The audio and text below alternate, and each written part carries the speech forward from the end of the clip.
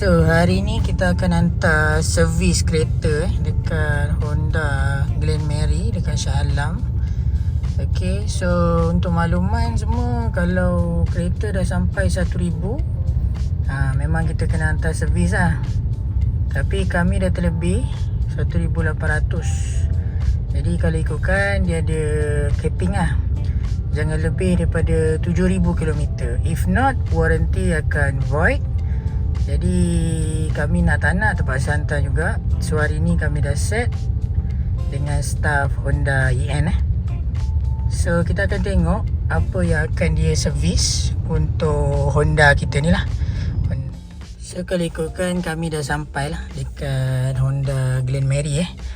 So untuk makluman semua, Honda Glen Mary ni adalah Honda yang salah satu-satunya Honda yang berkata supply EV, which is Honda EN1 lah. So kalau ikutkan, Glen Mary ni kalau mana-mana dealer pun dia akan ambil kat sini Honda EN1 dia. Supplier dia semua dekat sini. Jadi kalau siapa yang beli tu, memang semua datang kat sini lah. Warna biru, warna putih ataupun warna kelabu tu, semua datang kat sini. So macam tadi kami cakap, kita akan servis 1,000 km dekat sini.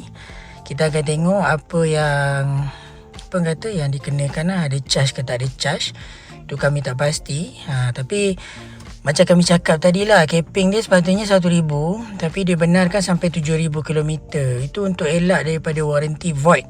Kalau gagal juga hantar sampai ke 7,000 km, kemungkinan dia akan efek warranty untuk EV N1 lah. Tu tak pasti sebab apa, tapi mungkin dia nak jaga kualiti ataupun produk dia punya ni lah. So jadi hantar saja, benda tu tak ada masalah pun. Cuma jauh lah, sebab kami dah tanya semalam, boleh ke hantar ke Honda lain? Dia kata tak boleh. Untuk EV ni hanya dekat sini saja, dekat Glen Mary saja. Jadi kalau nak ambil Honda EN1 tu, kalau rasa jauh sangat, fikir-fikir balik lah. Tapi pada kami, produk dia okey. Produk untuk EN1 ni berbaloi lah untuk sesiapa yang nak rasa EV Honda kan. Cuma ni dia punya servis dia jauh lah. Servis dia dekat Glen Mary, Shah Alam. Okay.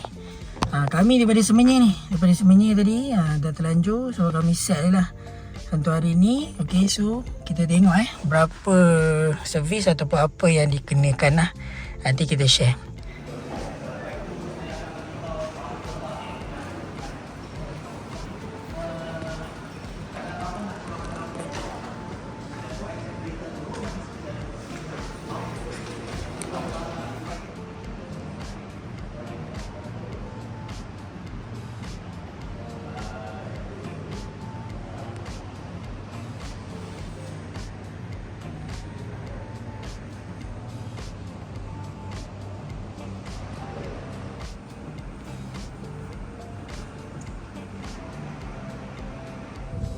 Okay, so kita dah selesai servis kereta Honda EN1.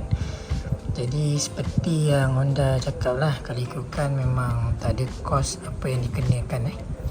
Kalau tengok kepada tu, pada receipt yang kami ni, Honda servis dia 1,000 km. Okay, so tak ada kosong. So 1,000 km kita buat dekat HZN Cars Sdn Bhd. Okay, so kalau ikut kat situ dia check lah semua. Okay, next service kita adalah pada 20,000 km ataupun 1 tahun lah. So kalau ikutkan, sekiranya kita tak sampai lagi mileage untuk 20,000 ataupun belum 1 tahun, dia tak perlu hantar servis lah. So boleh pakai je kereta tu macam biasa. Tengok situ, dia sendiri cakap tu situ. Honda cakap next service 20,000 dan juga 1 bulan 5 tahun 2027. Whichever come first lah. So next service tu dia cakap estimate is around 350 plus. Itu pun setelah 1 tahun tau.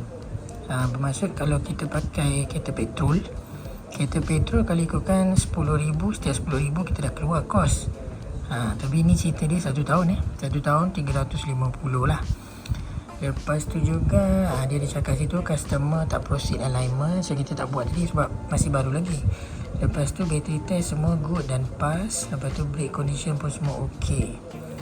So okay, so semua tu adalah checklist yang ni yang dia beritahu repair. Okay, so itu aja.